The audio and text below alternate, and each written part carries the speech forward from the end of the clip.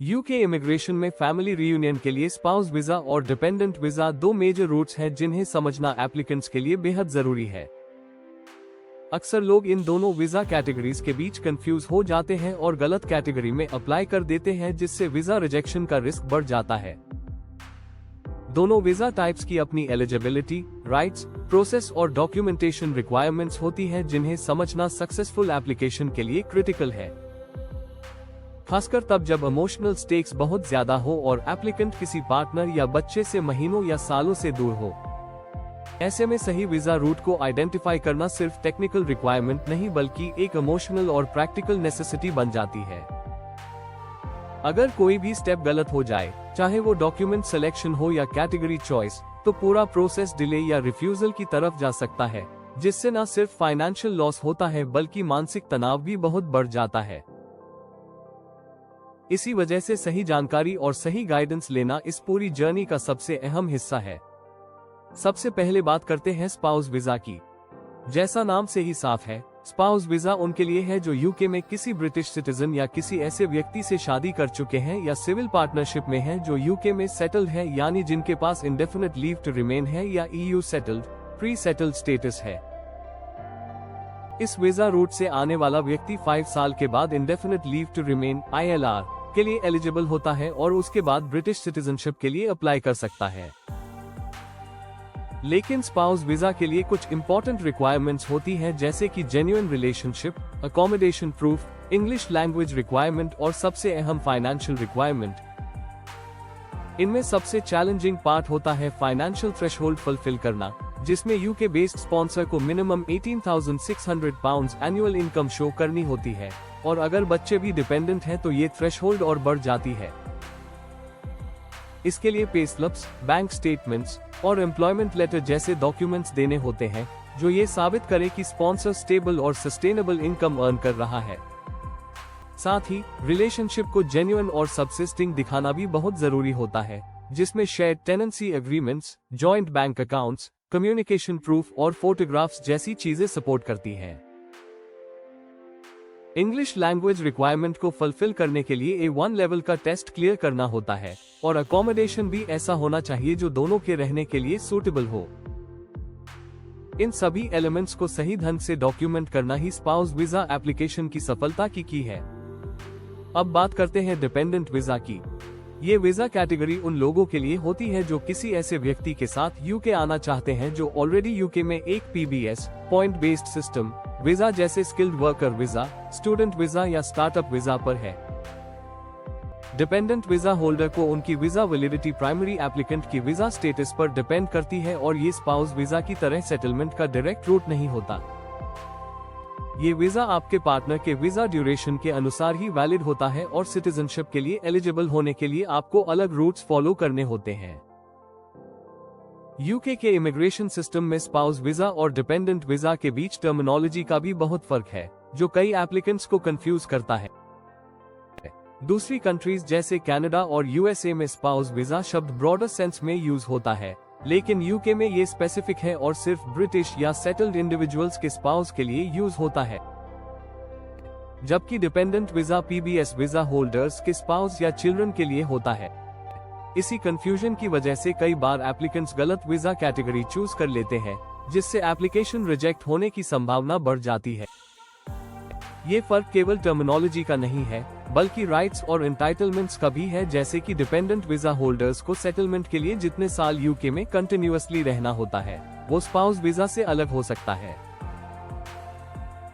इसके अलावा dependent visa पर रहने वाले इंडिविजुअल्स को अक्सर वर्क राइट्स मिलते हैं, लेकिन कुछ कंडीशंस के साथ, खासकर अगर मेन एप्लीकेंट स्टूडेंट है। इसी तरह बच्चे एजुकेशन एक्सेस कर सकते हैं, लेकिन उनकी एंटाइटलमेंट्स भी प्राइमरी वीजा टाइप पर डिपेंड करती है। इसलिए डिपेंडेंट वीजा अप्लाई करते समय सिर्फ रिलेशनशिप प्रूफ ही नहीं, बल्कि वीजा कैटेगरी के स्ट्रक्चर और लिमिटेशंस को भी डिटेल में समझना जरूरी है। इसके अलावा डिपेंडेंट वीजा प्रोसेस में डॉक्यूमेंटेशन और टाइमलाइंस भी स्पाउस वीजा से अलग हो सकते हैं। अक्सर देखा गया है कि डिपेंडेंट एप्लीकेशंस में बायोमेट्रिक अपॉइंटमेंट्स, IHS पेमेंट कॉन्फर्मेशंस और फाइनेंशियल मेंटेनेंस रिक्वायरमेंट्स की क्लैरिटी एप्लीकेंट्स को नहीं होती, जिसकी वजह से एप्लीकेशंस इनकम्प्लीट या इनकरेक्ट हो जाती है।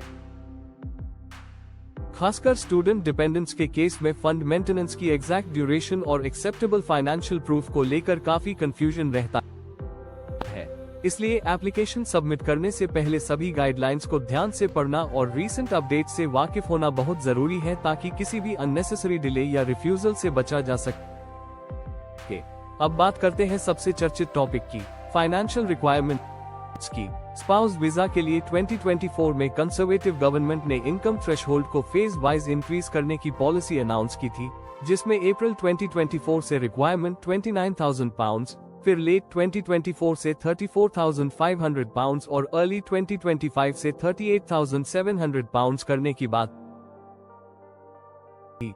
लेकिन 2025 में लेबर गवर्नमेंट के आने के बाद इसे रिव्यू के लिए होल्ड पर डाल दिया गया और ये कहा गया कि जून 2025 में इस पर फाइनल डिसीजन लिया जाएगा। इसका मेन पर्पस ये चेक करना है कि क्या ये थ्रेशहोल्ड्स ब्रिटिश सिटीजन्स या सेटल्ड पर्सन्स के लिए उनके पार्टनर को स्पॉन्सर करने में बहुत बड़ी डिफिकल्टी तो नहीं बन रही है। इम्पोर्टेंट पॉइंट ये है कि ये फाइनेंशियल रिक्वायरमेंट सिर्फ स्पाउस वीजा पर अप्लाई करने वालों के लिए है, डिपेंडेंट वीजा पर नहीं। डिपेंडेंट वीजा में इनकम या fund requirement primary visa holder के स्पॉन्सरशिप सर्टिफिकेट और उनकी वीजा कैटेगरी पर डिपेंड करती है। अगर स्पॉन्सर ने मेंटेनेंस को सर्टिफाई किया है तो डिपेंडेंट को अलग से कोई फंड शो नहीं करने पड़ते। लेकिन अगर ये सर्टिफिकेशन नहीं है तो फिर डिपेंडेंट एप्लीकेंट को खुद के बैंक अकाउंट में एक मिनिमम बैलेंस मेंटेन करना होता है, यूजुअली 28 डेज तक, जो यूकेवीआई के स्टैंडर्ड के हिसाब से होना चाहिए।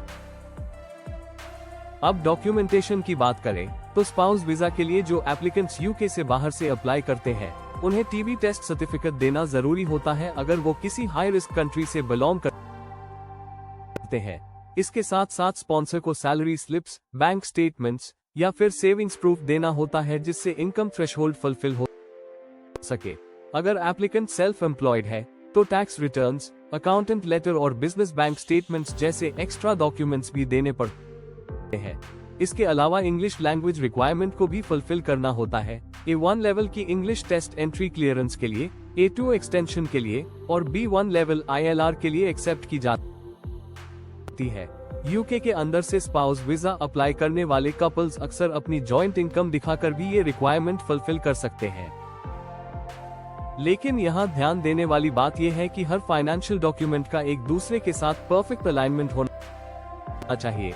बैंक स्टेटमेंट्स में दिखने वाली सैलरी क्रेडिट्स और पे स्लिप्स की डेट्स कंसिस्टेंट होनी चाहिए। अगर डॉक्यूमेंट्स में कोई इनकंसिस्टेंसी हो या आउटडेटेड इंफॉर्मेशन हो तो वीजा ऑफिसर को डाउट हो सकता है और इससे एप्लीकेशन वीक हो जाती है। इसके अलावा इंग्लिश लैंग्वेज सर्टिफिकेट भी यूकेवीआई अप्रूव्ड टेस्ट सेंटर से होना चाहिए और वो स्टिल वैलिड होना चाहिए on the date of application. Expiry date cross करने के बाद वो अनएक्सेप्टेबल हो जाता है, जो अक्सर अनोटिस्ड रह जाता है। इसलिए पूरा एप्लीकेशन कंपाइल करते समय अटेंशन टू डिटेल और अपडेटेड इंफॉर्मेशन रखना की फैक्टर बन जाता है। रिलेशनशिप प्रूफ के लिए सिर्फ मैरिज सर्टिफिकेट देना इनफ नहीं होता, इसके साथ साथ कई एडिशनल डॉक्यूमेंट्स अटैच करने पड़ते हैं जो ये प्रूव करें कि रिलेशनशिप सिर्फ लीगल नहीं बल्कि जेन्युइनली एक्टिव और ऑनगोइंग है। इसमें photographs, joint travel history, mutual chats, call logs, shared bank transactions और अगर कपल साथ रह रहा है तो कोहैबिटेशन प्रूफ्स जैसे joint tenancy agreement, utility bills या एड्रेस प्रूफ भी शामिल होते हैं। होम ऑफिस डिटेल्ड वेरिफिकेशन करता है और वो सिर्फ एक पेपर बेस्ड मैरिज को नहीं बल्कि रियल लाइफ पार्टनरशिप को इवैल्यूएट करता है। इसलिए रिलेशनशिप को ऑथेंटिकेट करने के लिए वैरायटी ऑफ एविडेंसेस देना क्रिटिकल होता है। डिपेंडेंट वीजा में डॉक्यूमेंटेशन स्पाउस वीजा के मुकाबले थोड़ा फ्लेक्सिबल होता है। इसमें इंग्लिश लैंग्वेज की रिक्वायरमेंट नहीं होती, फाइनेंशियल रिक्वायरमेंट भी सिंप्लीफाइड होती है और टीबी टेस्ट केवल उन्हीं एप्लीकेंट्स पर अप्लाई होता है जो स्पेसिफिक हाई रिस्क कंट्रीज से आते हैं। फिर भी रिलेशनशिप प्रूफ देना कंपलसरी होता है, खासकर तब जब एप्लीकेंट कपल लीगली मैरिड नहीं है या कोहैबिटेशन बेस्ड एप्लीकेशन कर रहे हैं। ऐसे केसेस में flight tickets, hotel bookings, vacation pictures, WhatsApp, email conversation history, medical records और जॉइंट टेनेंसी एग्रीमेंट्स जैसे डॉक्यूमेंट्स का होना एप्लीकेंट के फेवर में स्ट्रॉन्ग एविडेंस बनता है। अब बात करते हैं वीजा प्रोसेसिंग टाइमलाइंस की। स्पाउस वीजा अगर यूके के अंदर से अप्लाई किया जाए तो standard processing time around 8 weeks होता है। हालांकि प्रायोरिटी और सुपर प्रायोरिटी जैसे पेड सर्विसेज अवेलेबल हैं जिनमें डिसीजन एक वर्किंग डे में भी आ सकता है, प्रोवाइडेड की सारी डॉक्यूमेंटेशन एक्यूरेट और एलिजिबिलिटी कंप्लीट हो। लेकिन अगर एप्लीकेंट फाइनेंशियल थ्रेशहोल्ड या इंग्लिश प्रोफिशिएंसी फुलफिल नहीं करता तो उसे होम ऑफिस 10 ईयर रूट पर प्लेस कर सकता है, जो सेटलमेंट के लिहाज से ज्यादा लंबा और लीगली कॉम्प्लेक्स हो जाता है। इस लॉन्गर रूट में एक्सटेंशन एप्लीकेशन ज्यादा बार करनी पड़ती है और टोटल फीस भी सिग्निफिकेंटली हायर हो जाती है। डिपेंडेंट वीजा की प्रोसेसिंग टाइम भी काफी हद तक उस वीजा टाइप पर डिपेंड करती है जिसके तहत मेन एप्लीकेंट यूके में है। पीबीएस डिपेंडेंट वीजा जैसे कि स्किल्ड वर्कर डिपेंडेंट या स्टूडेंट डिपेंडेंट के लिए भी स्टैंडर्ड प्रोसेसिंग यूजुअली करीब 8 हफ्ते का होता है। लेकिन जैसे स्पाउस वीजा में इसमें भी फास्ट ट्रैक सर्विसेज अवेलेबल होती है। प्रायोरिटी सर्विस में 5 वर्किंग डेज और सुपर प्रायोरिटी में सिर्फ 1 वर्किंग डे में डिसीजन मिल सकता है, बशर्ते एप्लीकेशन कंप्लीट हो, डॉक्यूमेंट्स इन ऑर्डर हो और कोई कॉम्प्लेक्स सर्कमस्टेंसेस ना हो। हालांकि इन प्रीमियम सर्विसेज के लिए अलग से फीस देनी पड़ती है, लेकिन टाइम सेंसिटिव सिचुएशंस में ये ऑप्शंस काफी हेल्पफुल साबित होते हैं। अब बात करते हैं कॉमन वीजा रिजेक्शन रीजंस की, जो हर एप्लीकेंट को बहुत सीरियसली लेनी चाहिए। सबसे ज्यादा रिजेक्शंस होते हैं फाइनेंशियल डॉक्यूमेंटेशन में मिसमैच या इनकम्प्लीट की वजह से, जैसे कि सैलरी स्लिप्स और बैंक स्टेटमेंट में दिख रहे क्रेडिट्स अगर मैच नहीं करते या डॉक्यूमेंट्स आउटडेटेड हैं, जैसे 3 महीने से पुराने बैंक लेटर्स, तो एप्लीकेशन कमजोर हो जाता है। इसी तरह expired English language certificate, incorrect maintenance fund calculations या स्पॉन्सर लेटर में वेग इंफॉर्मेशन जैसी चीजें भी रिफ्यूजल का कारण बनती है। एक और मेजर मिस्टेक है रॉन्ग वीजा कैटेगरी सिलेक्ट करना, जैसे dependent applicant spouse visa form में डिटेल्स भर दे या कोई student spouse mistakenly family reunion category choose कर ले। इससे न सिर्फ एप्लीकेशन इनवैलिड हो जाती है, बल्कि रिफंड भी नहीं मिलता और प्रोसेस दोबारा शुरू करना पड़ता है, जिससे टाइम और मनी दोनों का लॉस होता है। इसके अलावा इमिग्रेशन हिस्ट्री को हाइड करना भी बहुत बड़ा रिस्क है। अगर किसी एप्लीकेंट ने पास्ट में किसी दूसरे देश में वीजा रिफ्यूजल फेस किया है या यूके में कभी ओवरस्टे किया है, तो उसे एप्लीकेशन में मेंशन करना जरूरी होता है।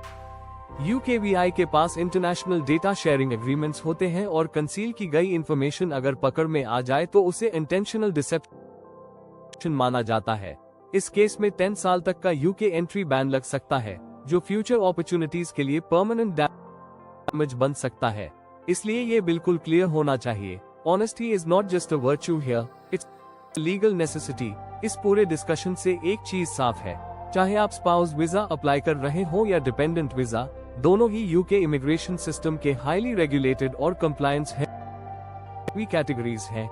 इनकी eligibility requirements, documentation standards, financial criteria और लीगल कॉन्सिक्वेंसेस एक दूसरे से काफी अलग होते हैं।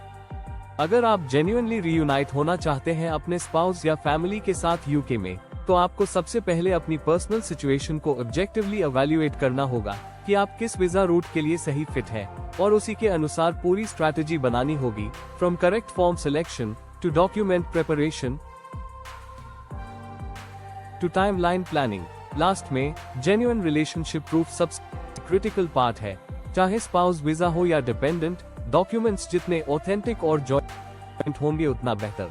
Joint utility bills, tenancy agreements, photographs, shared accounts, सब चीजें मिलाकर एक कंपेलिंग केस बनाते हैं। अगर आप डॉक्यूमेंट्स सही ढंग से एक्यूमुलेट करते हैं और उन्हें लॉजिकली अरेंज करते हैं, तो आपके केस की स्ट्रेंथ खुद ब खुद बढ़ जाती है और वीजा ऑफिसर को भी यह क्लियरली रिफ्लेक्ट होता है कि आपका रिलेशनशिप रियल, स्टेबल और ऑनगोइंग है।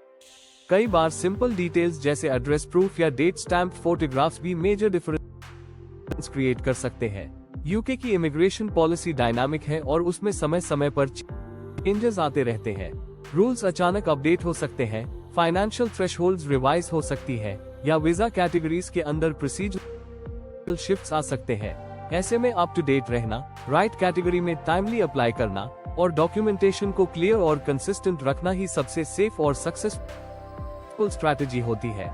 अल्टीमेटली ये समझना बहुत जरूरी है कि स्पाउस वीजा सिर्फ ब्रिटिश नेशनल्स या सेटल्ड पर्सन्स के पार्टनर के लिए होता है, और dependent visa strictly PBS visa holders के फैमिली मेंबर्स के लिए होता है।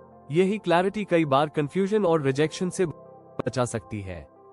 अगर आप इस बेसिक एलिजिबिलिटी को समझ लें, तो आगे की एप्लीकेशन प्रिपरेशन नेचुरली स्ट्रीमलाइंड हो जाती है। स्मार्ट प्लानिंग, टाइमली गाइडेंस और एक्यूरेट पेपर वर्क ही यूके इमिग्रेशन जर्नी को स्ट्रेस फ्री और सक्सेसफुल बना सकते हैं।